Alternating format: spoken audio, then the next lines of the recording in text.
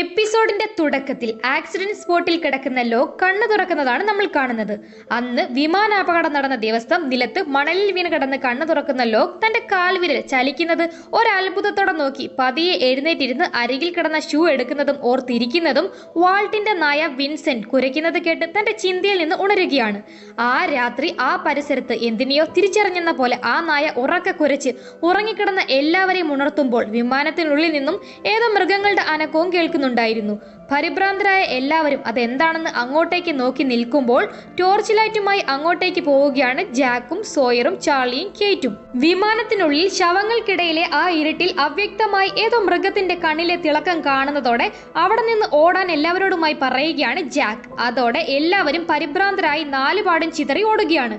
ഇരുട്ടിൽ അവിടെ നിന്ന് ദൂരേക്ക് ഓടുന്ന ആ മൃഗങ്ങളെ തിരിച്ചറിയാൻ സാധിക്കാതെ നിൽക്കുന്ന എല്ലാവരോടുമായി കാട്ടുപന്നികൾ എന്നറിയിച്ച് പ്രത്യേകിച്ച് ഭയപ്പാടുകളൊന്നുമില്ലാതെ നിൽക്കുകയാണ് ലോക്. കാട്ടുപന്നിയെ കണ്ട് ഭയന്നോടിയതിനിടയിൽ വീണ് പരിക്കേറ്റ ചാർലിയുടെ മുറിവിൽ മരുന്ന് വെക്കുന്ന ജാക്ക്.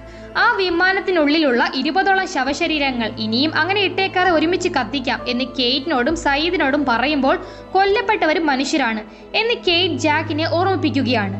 ഒരു മനുഷ്യൻ എങ്ങനെ അന്ത്യവിശ്രമം കൊള്ളണമെന്നത് അയാളുടെ അവകാശമാണെന്നും അത് കൊല്ലപ്പെട്ടവരുടെ മതവിശ്വാസങ്ങൾ പ്രകാരം ആവണമെന്നും അഭിപ്രായപ്പെടുകയാണ് സയ്യിദ്. എന്നാൽ ഇവിടെ ഇപ്പോൾ ആ ഡെഡ് ബോഡീസ് എല്ലാം ഒരുമിച്ച് കത്തിക്കുകയല്ലാതെ മറ്റു മാർഗങ്ങളില്ല എന്നും അതല്ലെങ്കിൽ അത്തരത്തിൽ വന്യമൃഗങ്ങൾക്ക് അവർ ആഹാരമാവേണ്ടി വരുമെന്നും തനിക്കും ഒരു മനുഷ്യനെ കത്തിക്കാൻ താല്പര്യമുണ്ടായിട്ടല്ല എന്ന് പറയുന്ന ജാക്ക് കഴിഞ്ഞ 4 ദിവസമായി എല്ലാവരും റെസ്ക്യൂ ടീം എത്തുമെന്ന് പ്രതീക്ഷിച്ച് കാത്തിരുന്നു. ഇനിയും അവർ എത്തുമെന്ന് പ്രതീക്ഷിക്കേണ്ടതില്ല. അവർ നമ്മളിപ്പോൾ ഉള്ളതിന്റെ 1000 മൈൽ അപ്പുറമാണ് നമ്മളെ തിരയുന്നത് എന്ന സത്യം മനസ്സിലാക്കാൻ എല്ലാവരോടുമായി പറഞ്ഞിട്ട് പോവുകയാണ്. പിറ്റേ ദിവസം നേരം പുലരുമ്പോൾ ആ കടൽ തീരത്തിരിക്കുന്ന സയ്യിദിനരികിൽ വന്നിരിക്കുന്ന കേറ്റിനോട് അവർ മുൻപ് കേട്ട ഫ്രഞ്ച് ലേഡിയുടെ ട്രാൻസ്മിറ്റർ കഴിഞ്ഞ 16 വർഷമായിട്ട് പ്രവർത്തിച്ചു കൊണ്ടിരിക്കുന്നെങ്കിൽ ഇവിടെ എവിടെയോ അതിന്റെ ഊർജ്ജ സ്രോതസ് കാണുമെന്ന് പറയുന്ന സയ്യിദ് താനത് കണ്ടുപിടിക്കാനുള്ള ശ്രമത്തിലിരിക്കുകയാണെന്നും അതിനുള്ള സിഗ്നൽ ലഭിക്കാനുള്ള ആന്റിന ട്രയാങ്കിൾ ഷേപ്പിൽ ആ ദ്വീപിന്റെ 3 ഭാഗങ്ങളിൽ എവിടെയെങ്കിലും സ്ഥാപിച്ചാൽ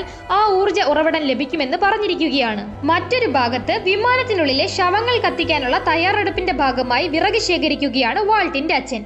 അവിടെ നായയെ കളിപ്പിച്ച് നടക്കുന്ന വാൾട്ടാകട്ടെ ദൂരെ മാറി ഒരു പെട്ടിയും തുറന്നിരിക്കുന്ന ലോക്കിനരികിലേക്ക് പോവുകയാണ്. എന്നാൽ ലോക്കിനെ നോക്കി അയാൾക്കെന്തോ ദുരൂഹത ഉള്ളതുപോലെ ചിന്തിക്കുന്ന വാൾട്ടിന്റെ അച്ഛൻ അയാൾക്ക് ഒറ്റയ്ക്കിരിക്കാനാണ് ഇഷ്ടം എന്നവനെ തടയുകയാണ്. പക്ഷെ ആ പയ്യൻ അത് കേൾക്കാൻ തയ്യാറല്ലാതെ അയാൾക്കരികിലേക്ക് പോവുകയാണ്. പിന്നീട് ഒരു ബാഗിനായി പിടിവലി നടത്തുന്ന സോയറിനെയും ഹേർലിയെയും കണ്ടുകൊണ്ട് അങ്ങോട്ടേക്ക് വരുന്ന ജാക്ക് അവരെ പിടിച്ചു മാറ്റി കാര്യം തിരക്കുമ്പോൾ അവിടെ അവശേഷിക്കുന്ന ഭക്ഷണമെല്ലാം തീർന്ന കാര്യം പറയുകയാണ് ഹേർലി.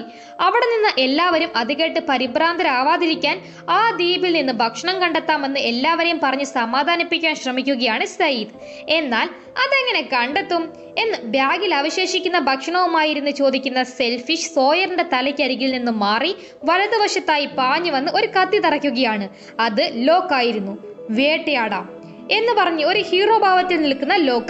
അതോടെ അയാൾ അവർക്കിടയിൽ പരിചിതനാവുകയാണ്. തലേ ദിവസം രാത്രി അവിടെ എത്തിയത് 100-150 കിലോ ഭാരമുള്ള പന്നിക്കുട്ടികളാണെന്നും ഏകദേശം 250 കിലോ ഭാരം വരുന്ന അവറ്റകളുടെ അമ്മ ആ പരിസരത്തുണ്ടാകുമെന്നും ഒരു മനുഷ്യന്റെ കുടൽ വരെ കുത്തി പുറത്തെടുക്കാൻ കഴിവുള്ള ആ കാട്ടുപന്നിയെ പിടിക്കാൻ 3 ഭാഗത്തായി വളഞ്ഞു നിന്നാൽ സാധിക്കുമെന്നും ലോക് പറയുമ്പോൾ ഒരു പീക്കിരി കത്തിയുമായി കാട്ടുപന്നിയെ നേരിടാൻ പോകുന്നതിനെ കളിയാക്കി ചിരിക്കുന്ന സോയറിനുള്ള മറുപടിയായി ഒരു പെട്ടി തുറന്ന് അതിലെ മൂർച്ചയേറിയ പല തരത്തിലുള്ള കത്തികൾ എല്ലാവരെയുമായി കാണിക്കുകയാണ് ലോക്. ആരാണിയാൾ എന്ന് ഹേർലി അതിശയിച്ച് ചോദിക്കുമ്പോൾ പെട്ടെന്ന് ലോക് ഒരു ഫ്ലാഷ് ബാക്കിലേക്ക് പോവുകയാണ്.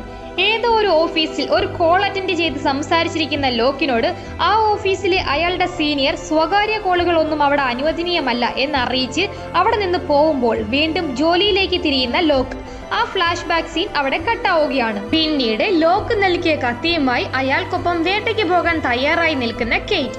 ഫ്രഞ്ച് ലേഡിയുടെ സന്ദേശത്തിന്റെ ഉറവിടം കണ്ടെത്താനുള്ള സയ്യിദിന്റെ പരിശ്രമത്തിനെ സഹായിക്കാനായി അയാൾ നൽകിയ ആന്റിന എവിടെയെങ്കിലും സ്ഥാപിക്കാനാണ് പോകുന്നതെന്നും അവൾ ഒരു വെജിറ്റേറിയൻ ആണെന്നും ജാക്കിനെ അറിയിക്കുകയാണ്.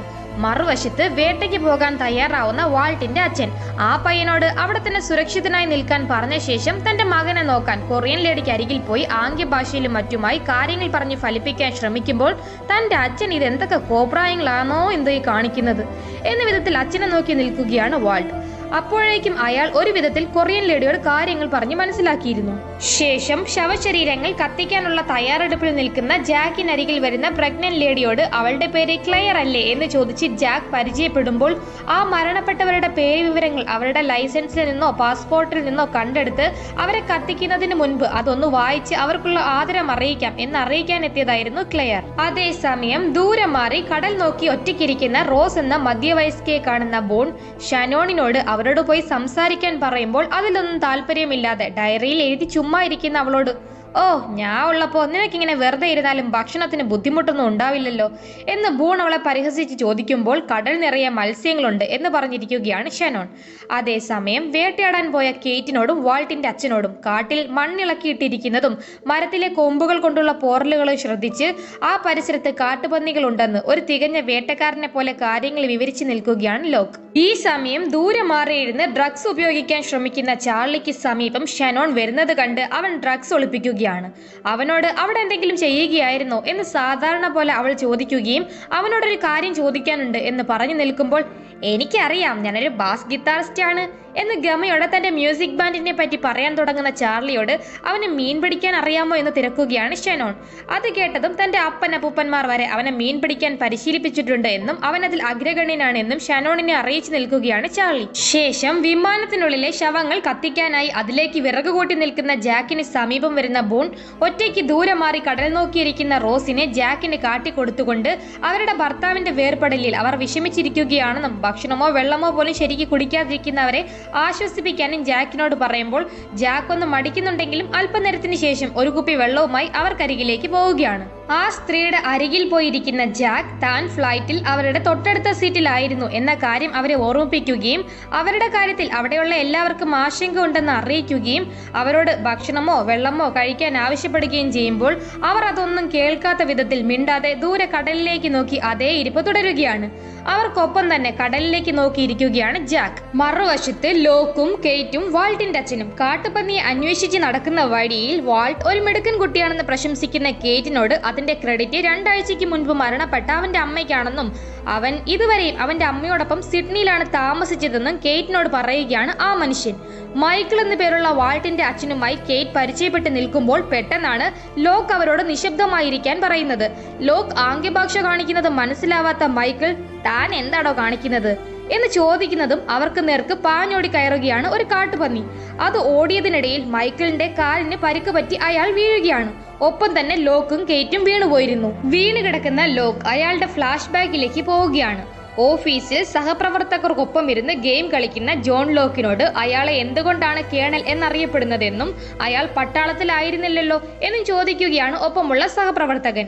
എന്നാൽ അതിന് മറുപടി പറയാതെ വിഷയം മാറ്റുന്ന ലോക്കിനോട് ലോക്കിന്റെ ടേബിളിൽ നിന്നെടുത്ത സാഹസിക യാത്രകളെ പറ്റിയുള്ള ഒരു ബുക്ക് കാണിക്കുന്ന മറ്റൊരു സഹപ്രവർത്തകൻ വേട്ടയാടിയും അലഞ്ഞുതിരി നടക്കുന്നതുമാണോ സാഹസികത എന്ന് ചോദിക്കുകയാണ്.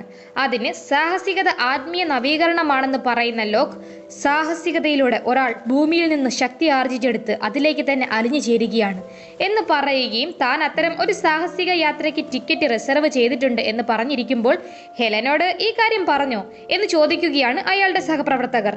അപ്പോഴും 2 കാലുകളുമില്ലാത്ത നോർമൻ ക്രൗച്ചർ എന്ന വ്യക്തി മൗണ്ട് എവറസ്റ്റ് കീഴടക്കിയെന്നും അത് അയാളുടെ വിധിയായിരുന്നു എന്നും സാഹസികതയെപ്പറ്റി വിവരിച്ച് മതിയാവാതിരിക്കുന്ന ലോക്കിനെ കളിയാക്കി അയാളെ കൊണ്ട് സാഹസികതയ്ക്കൊന്നും കഴിയില്ലെന്ന് പറഞ്ഞ് അവിടെ നിന്ന് പോവുകയാണ് സഹപ്രവർത്തകർ. എന്നെ കൊണ്ട് സാധിക്കില്ലെന്ന് പറയരുത് എന്ന് ദേഷ്യപ്പെടുന്ന ലോക്കിന്റെ ആ ഫ്ലാഷ് ബാക്ക് അവിടെ കട്ടാവുകയാണ്. മൈക്കിളിനെ മുറിവേറ്റത് പറയാനായി ലോക്കിനെ വിളിക്കുന്ന കെയ്റ്റിനെ ലോക്ക് ഹെലൻ എന്ന് വിളിച്ച് എഴുന്നേൽക്കുമ്പോൾ ഹെലൻ അതാര് എന്ന് കെയ്റ്റ് ചോദിക്കുന്നുണ്ടെങ്കിലും പുള്ളി അതിന് മറുപടി നൽകാതെ കെയ്റ്റ് മുറിവേറ്റ മൈക്കിളുമായി തിരികെ പൊയ്ക്കോളാനും താൻ കാട്ടുപന്നിയെ വേട്ടയാടി കൊണ്ടുവരാമെന്നും പറഞ്ഞ് അവിടുന്ന് പോവുകയാണ്.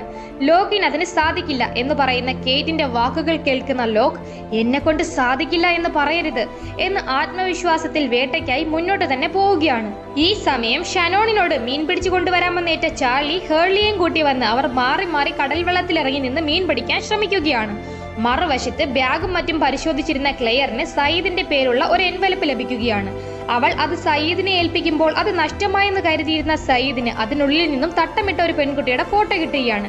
ഒരു പുഞ്ചിരിയോടെ അതും എടുത്തു നോക്കിയിരിക്കുകയാണ് സയ്യിദ്. മറുവശത്ത് ജാക്കിനോട് വിമാനത്തിൽ കയറിയാൽ തന്റെ ഭർത്താവ് ബർണാഡിന്റെ കൈകൾ വീർക്കുമെന്നും അതിനാൽ ഫ്ലൈറ്റിൽ കയറും മുൻപ് അയാളുടെ വിവാഹമോതിരം ഊരി തന്നെ ഏൽപ്പിക്കാറാണ് അയാളുടെ പതിവെന്നും അവരത് തന്റെ മാലയിൽ പൊരുത്തിടുമെന്നും ഭർത്താവിന്റെ ഓർമ്മകൾ പങ്കുവയ്ക്കുകയാണ് റോസ്. അതുവരെ തനിക്കൊപ്പം ഇരുന്ന ജാക്ക് വളരെ കരുതലുള്ള ക്ഷമയുള്ള നല്ലൊരു മനുഷ്യനാണെന്നും അതിനാലായിരിക്കാം ഒരുപക്ഷെ അയാൾ ഒരു ഡോക്ടർ ആയതെന്നും റോസ് പറയുമ്പോൾ താനൊരു ഡോക്ടർ ആയത് കുടുംബത്തിന്റെ ബിസിനസിന്റെ ഭാഗമായിട്ടാണെന്ന് പറയുകയാണ് ജാക്ക്. അതേസമയം കാട്ടിൽ വേട്ടയ്ക്ക് ഒറ്റയ്ക്ക് നടക്കുന്ന ലോക്ക് വീണ്ടും അയാളുടെ ഫ്ലാഷ് ബാക്കിലേക്ക് പോവുകയാണ്. അയാൾ വീട്ടിലിരുന്ന് ഫോണിൽ സംസാരിക്കുകയാണ്. ആ ഫോണിന്റെ മറുതലക്കിലുള്ള ഹെലൻ എന്ന സ്ത്രീ ശബ്ദത്തോട്. അന്ന് അയാളുടെ ഓഫീസിൽ നടന്ന സംഭവങ്ങളും അയാൾ അവരോട് പറഞ്ഞ ആദിമ സാഹസിക യാത്രയെക്കുറിച്ചും ഓർമ്മിപ്പിച്ച് അതിനായി അയാൾ അടുത്ത് തന്നെ ഓസ്ട്രേലിയയിലേക്ക് പോകാനിരിക്കുന്ന കാര്യം പറയുകയും അവർക്കും ചേർത്ത് 2 ടിക്കറ്റ് ബുക്ക് ചെയ്തിട്ടുണ്ടെന്നും ഫോണിലൂടെ പറയുമ്പോൾ കസ്റ്റമേഴ്സിനെ നേരിട്ട് കാണാൻ അവർക്ക് അനുവാദമില്ലെന്നും ലോക്ക് ഒരു മനഃശാസ്ത്രജ്ഞനെ പോയി കാണാനും ഉപദേശിച്ച് ഫോണിന്റെ മറുതലക്കിലുള്ള ഹെലൻ എന്ന ആ സ്ത്രീ കോൾ കട്ട് ചെയ്യുമ്പോൾ വളരെയധികം നിരാശയോടെ ഫോൺ തകർക്കാനുള്ള കലിയോടിരിക്കുകയാണ് ലോക്ക്. മറുവശത്ത് തിരികെ കടൽ തീരത്തിലേക്ക് പോകുന്ന കെയ്റ്റും മൈക്കിളും അതിനിടയിൽ ഒരു വലിയ മരത്തിന്റെ ചുവട്ടിൽ വിശ്രമിക്കാൻ നിൽക്കുകയാണ്. ആ മരത്തിന് മുകളിൽ ട്രാൻസ്മിറ്ററിന്റെ സിഗ്നൽ ബൂസ്റ്റ് ചെയ്യാനുള്ള ആന്റിന വയ്ക്കാൻ പോവുകയാണെന്ന് മൈക്കിളിനോട് പറഞ്ഞ് ആ മരത്തിൽ കയറുകയാണ് കെയ്റ്റ്.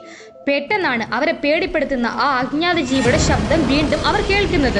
ആ ശബ്ദം കേട്ട് ഭയന്ന കെയ്റ്റിന്റെ കയ്യിലിരുന്ന ആന്റിന തറയിൽ വീണ് തകർന്നു പോവുകയാണ്. മരങ്ങൾ വകഞ്ഞു മാറ്റി കാടിളക്കി വരുന്ന ആ സത്വം ലോക്കിന് നേർക്കാണ് പോയിരിക്കുന്നത് എന്ന് ഞെട്ടലോടെ മൈക്കിളിനെ അറിയിക്കുകയാണ് കെയ്റ്റ്. എന്നാൽ ഇതൊന്നും അറിയാതെ കാട്ടുപന്നിയെ നോക്കി അതിന് പുറകെ പോയ ലോക്കിന് മുൻപിൽ പെട്ടെന്ന് ഭയാനകമായ അജ്ഞാത ജീവിയുടെ ശബ്ദത്തോടെ മരങ്ങൾ ആടിയുലയുകയാണ്. തനിക്ക് മുൻപിൽ ഉയർന്നു നിൽക്കുന്ന ആ സത്വത്തെ നോക്കി നിലവിളിക്കാൻ പോലും മറന്ന് നോക്കി നിൽക്കുകയാണ് ലോക്ക്. ആ സീൻ അവിടെ കട്ടാവുമ്പോൾ പിന്നീട് കടൽ തീരത്ത് എല്ലാവരോടും വിലപേശി സെൽഫിഷായി നടക്കാറുള്ള സോയർ ക്ലെയറിന് അവളുടേതെന്ന പോലെ ഒരു പേഴ്സ് അയാൾക്ക് കിട്ടിയത് അവൾക്ക് തിരികെ നൽകുകയാണ്. ഈ സമയം കൊറിയൻ ലേഡി വാൾട്ടിന് കറ്റാർ വാഴ കൊണ്ട് പല്ല് തേക്കാൻ കാട്ടിക്കൊടുക്കുകയാണ്. അപ്പോഴേക്കും കാലിൽ പരുക്കുമായി കെയ്റ്റിനൊപ്പം മൈക്കിൾ അവിടേക്ക് തിരിച്ചെത്തിയിരുന്നു. വേട്ടയ്ക്ക് പോയവർ വെറും കൈയോടെ വന്നത് കണ്ട് കെയ്റ്റിനെ കളിയാക്കുകയാണ് സോയർ. വേട്ടയാടാൻ പോയവർ ഒന്നും കൊണ്ടുവന്നിട്ടില്ല എന്ന കാര്യം ഷനോണിനെ അറിയിച്ചു നിൽക്കുകയാണ് ബോൺ. അവർക്കിടയിലേക്ക് മീനുമായി വരുന്ന ചാർലി അത് ഷനോണിന് നൽകി അത് താൻ വളരെ കഷ്ടപ്പെട്ട് പിടിച്ച മീനാണെന്ന് അവളോട് വിവരിച്ച് നിൽക്കുമ്പോൾ ചാർലി പറയുന്നത് മൈൻഡ് ചെയ്യാതെ കിട്ടിയ മീനിനെ എടുത്ത് ബോണിന് നൽകുകയാണ് ഷനോൺ. എന്നാൽ അവൾ ചാർലിയെ പറ്റിച്ചതിന് അവനോട് ക്ഷമ ചോദിക്കുകയാണ് ബോൺ. അവർ അവിടെ നിന്ന് പോകുമ്പോൾ താൻ കബളിപ്പിക്കപ്പെട്ടു എന്ന് മനസ്സിലാക്കി വല്ലായ്മയോടെ നിൽക്കുകയാണ് ചാർലി. അതേസമയം റോസിന്റെ മനസ്സൊന്ന് ശാന്തമായെന്ന് മനസ്സിലാക്കുന്ന ജാക്ക് വിമാനത്തിൽ കൊല്ലപ്പെട്ടവർക്കായി സൂര്യൻ അസ്തമിച്ചതിന് ശേഷം അനുശോചന ചടങ്ങ് നടത്തുന്നുണ്ടെന്നും അതിൽ ബർണാഡിന്റെ ആത്മശാന്തിക്കായി പങ്കെടുത്ത് റോസിനും പ്രാർത്ഥിക്കാമെന്ന് ജാക്ക് പറയുമ്പോൾ തന്റെ ഭർത്താവ് മരണപ്പെട്ടിട്ടില്ല എന്ന് ഉറപ്പിച്ച് പറഞ്ഞു നിൽക്കുകയാണ് റോസ്. അവരുടെ ഭർത്താവ് വിമാനത്തിന് പിന്നിലായിരുന്നെന്നും വിമാനത്തിന്റെ പിറകുവശത്ത് നിന്നവരെല്ലാം തീർച്ചയായും കൊല്ലപ്പെട്ടിട്ടുണ്ടാവും എന്ന് ജാക്ക് അവരോട് പറയുമ്പോൾ അവിടെ ഇരുന്ന ആളുകളും നമ്മളെ എല്ലാം കുറിച്ചും ഇങ്ങനെ തന്നെയാവും ചിന്തിക്കുന്നത് എന്ന് പറഞ്ഞ് നടന്നു നീങ്ങുകയാണ് റോസ്. പെട്ടെന്ന് ദൂരെ മരച്ചുവട്ടിൽ ഒരു കോട്ടൺ സ്യൂട്ടും ധരിച്ച വയസ്സായ മനുഷ്യൻ നിൽക്കുന്നതായി ജാക്ക് കാണുകയാണ്.